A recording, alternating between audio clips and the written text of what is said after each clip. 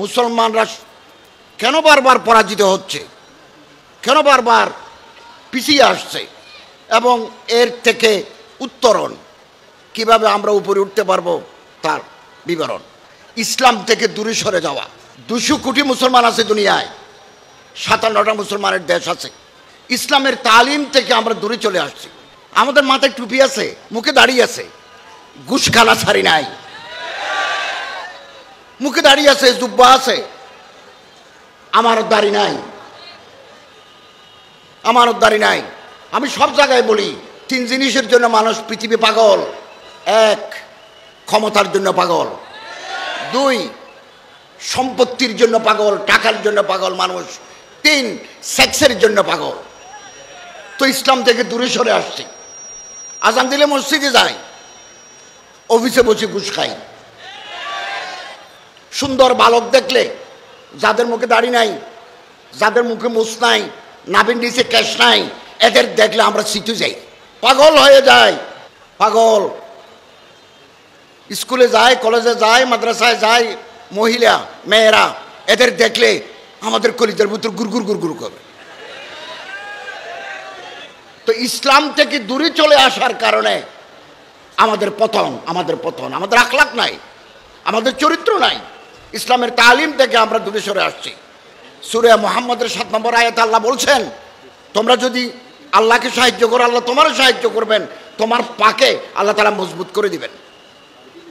2, আমাদের পতনের, পিছিয়ে আসার 2 নম্বর কারণ ভ্রাতৃপ্রেমের অভাব। কুল্লু মুসলিম আখুল মুসলিম, এক মুসলমান আর এক মুসলমানের ভাই। ইন্নামাল মুমিনুনা ইখওয়া, পৃথিবীর সমস্ত মুসলমান মায়ের পেটের ভাই। ইশতাকা আইনুহু ইশতাকা রাসুহু ইশতাকা রাসুহু ইশতাকা কুল্লুহু। পায়ে যদি গুতা খায় চোখ দিয়ে পানি আসে, হাতে যদি আঘাত পায় মাথা ব্যথা করে।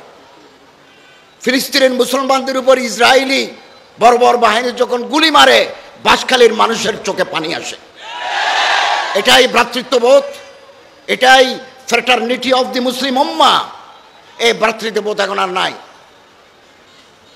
ইসরায়েলের সাথে ফিলিস্তিনে যখন যুদ্ধ, হামাস বেশ কিছু ইসরায়েলি সৈন্য ধরে নিয়ে আসছে, ওখানে বোমা মারছে, ক্ষেপণাস্ত্র মারছে, রকেট মারছে। তখন আমেরিকার প্রেসিডেন্ট জো বাইডেন, ব্রিটেনের প্রাইম মিনিস্টার ঋষি সুনাক তেল আবিবে আসি নেতানিয়াহু প্রাইম মিনিস্টারের সাথে দেখা করে গেছেন, সহমর্মিতা প্রকাশ করে গেছেন। আল কুফরু মিল্লাতুল ওয়াহিদা, সমস্ত কুফরি শক্তি এক হয়ে গেছে ইসরায়েলের পক্ষে, আর আমরা মুসলমানরা ফিলিস্তিনের পক্ষে এক হতে পারি নাই। এটাই আমাদের পিছিয়ে পড়ার কারণ।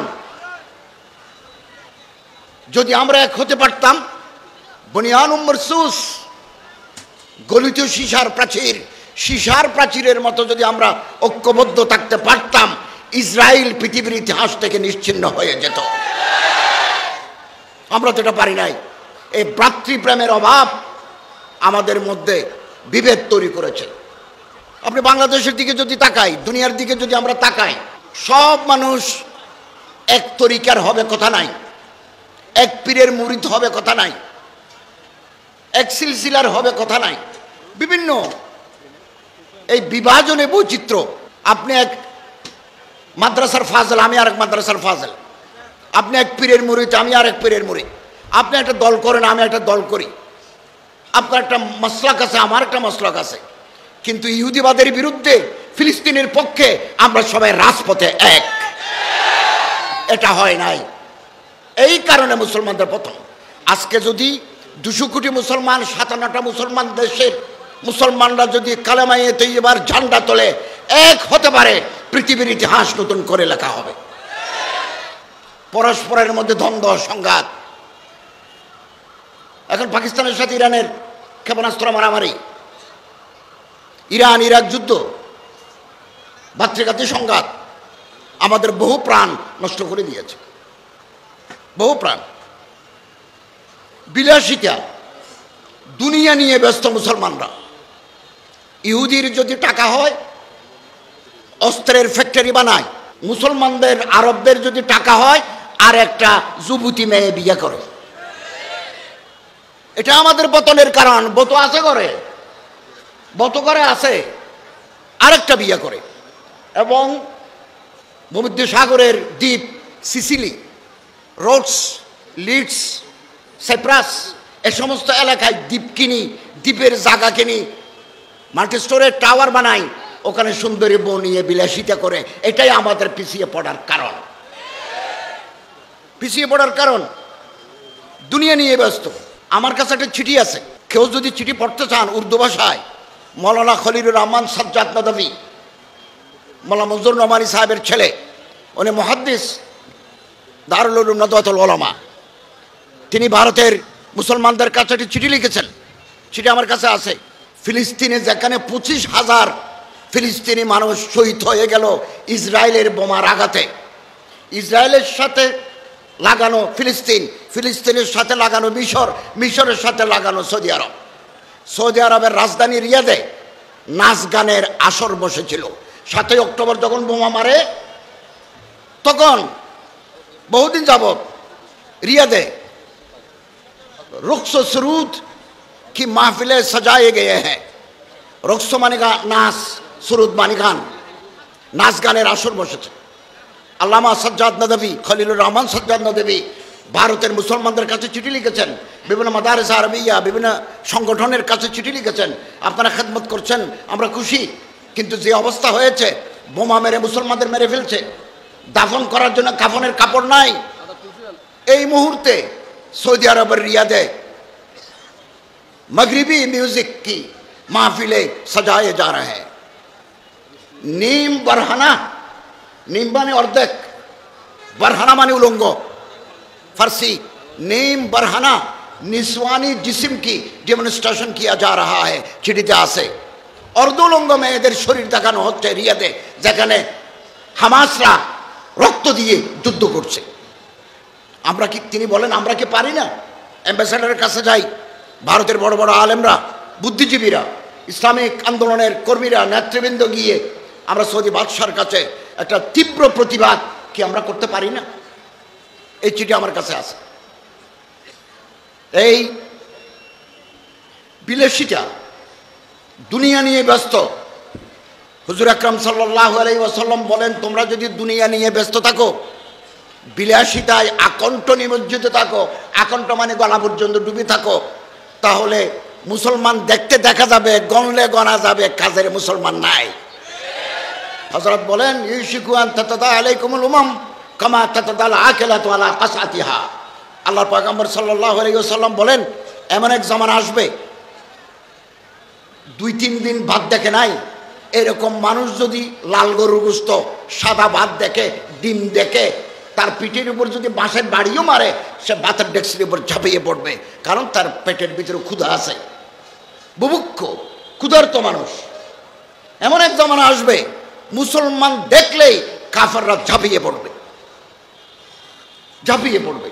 সাহাবায়ে কেরাম বললেন, ওমিন খিল্লাতিন ইয়াউমাইযিন ইয়া রাসূলুল্লাহ, হুজুর আমরা মুসলমানরা দুনিয়াতে সংখ্যায় কম, এই জন্য আমাদের উপর তারা ঝাঁপিয়ে পড়বে। আল্লাহ রসুল সাল্লাল্লাহু আলাইহি ওয়াসাল্লাম বলেন, নয়, বলেন তুম হিনাইদিন কাসীর, সেই জমানায় তোমরা সংখ্যায় বেশি হইবে। বলেন তুম গুসা উনকা গুসাই সাইল, বর্ষাকালে ঢল নামে, খাল বিল নালা বাড়ি ঘর ডুবে যায়, থই থই পানি, অথই পানি, ফেনা বাসে, কোটি কোটি ফেনা। ফেনা দেখলে দেখা যায়, ফেনা গণলে গণা যায়, ফেনা কোনো কাজের জিনিস নয়। বল আনতুম গুসাউন কা গুসাই সাইল লায়ানজিআন্নাল মিন সুদুরিকুম আল মুহাবাতা বিনকুম। আল্লাহ বলেন, আমি কাফেরের অন্তর থেকে মুসলমানদের ডর তুলে নেব। লায়ানজিআন্না, লামে তাকিদ নুন তাকিদ বানুন সকিরা, हम जरूर भी जरूर खींच लेंगे हाइबत को, कुफर के काफिर के दिल से। আল্লাহর কঠিন কথা। এবং ইয়াকযিফান্না ফি কুলুবিকুম আল ওয়াহানা, আমি তোমাদের অন্তরের ভিতরে ওয়াহান ঢুকে যাব। সাহাবায়ে কেরাম জিজ্ঞাসা করলেন, মাল ওয়াহানু ইয়া রাসূলুল্লাহ, হুজুর ওয়াহান কি? ক্বালা রাসূলুল্লাহ সাল্লাল্লাহু আলাইহি ওয়াসাল্লাম, হুব্বুদ দুনিয়া কারাহিয়াতুল মউত, দুনিয়ার বিলাসিতা, দুনিয়ার মহব্বত। ইসলামের মহব্বত নাই, দুনিয়ার মহব্বত। মরতে হবে, একথা মানুষ ভুলে যাবে। আমরা যদি আবার পিছিয়ে পড়া থেকে সামনের দিকে চাই, পতন থেকে যদি আবার উত্থান চাই, সাহাবাওয়ালা জিন্দেগি লাগবে আমাদের। আবার আমাদের জ্ঞান চর্চা বৃদ্ধি করতে হবে। জিহাদের ময়দান আমরা ছাড়তে পারবো না। হযরত তকি উসমানী সাহেব একদিন একটা কথা বলেছেন, এক কথা বললে আপনি কেঁপে উঠবেন, কেঁপে উঠবেন। তিনি বলেছেন, নফল ওমরার চাইতে ফিলিস্তিনের মুজাহিদদের চাঁদা দেওয়া সওয়াব বেশি। ওমরা করলে বাইনাল ওমরাতাইন কাফারাতুল লিমা বাইনাহুমা, দুই ওমরার মাঝখানের গুনাহ আল্লাহ মাফ করে দেন। তিনি বললেন, ফিলিস্তিনের 25,000 মুসলমানকে মেরে ফেলেছে, বাড়িঘর ভেঙে দিয়েছে, এই শীতকালে তারা তাঁবুর ভিতরে থাকে, এই ওমরার টাকা যদি তাদের দেন, ওমরার চাইতে সওয়াব বেশি পাবেন।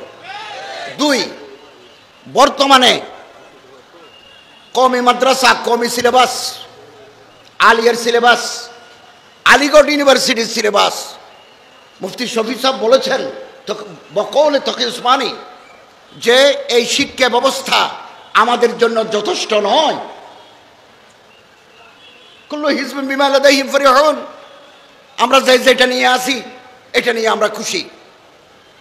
কিন্তু মুফতি শফি সাহেব আখেরি জামানায়, আখেরি বক্তে বলেছেন, তকি উসমানী রওয়ায়াত করছেন যে আমার বাবা বলছেন আলিয়া হয়েছে ব্রিটিশ আমলে কোনো প্রকারের দিনকে বাঁচিয়ে রাখা। কর্নওয়ালিসের আমলে আলিয়া পদ্ধতির মাদ্রাসা হয়েছে কিতাবুল জিহাদ বাদ, তওবা বাদ, ইংরেজ প্রিন্সিপাল ঠিক আছে, কোনো প্রকারের দিনকে বাঁচিয়ে রাখার পদ্ধতি।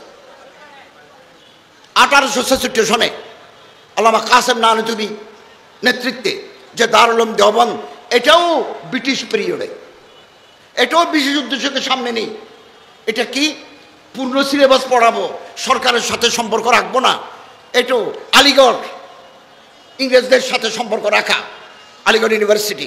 তিনি বলেন জমানার পরিবর্তন হয়েছে, সিলেবাসেরও পরিবর্তন হওয়া দরকার, এমন সিলেবাস হওয়া দরকার যাতে করে মাদ্রাসা থেকে যে ছেলে বের হবে সে জেলা প্রশাসক হতে পারবে।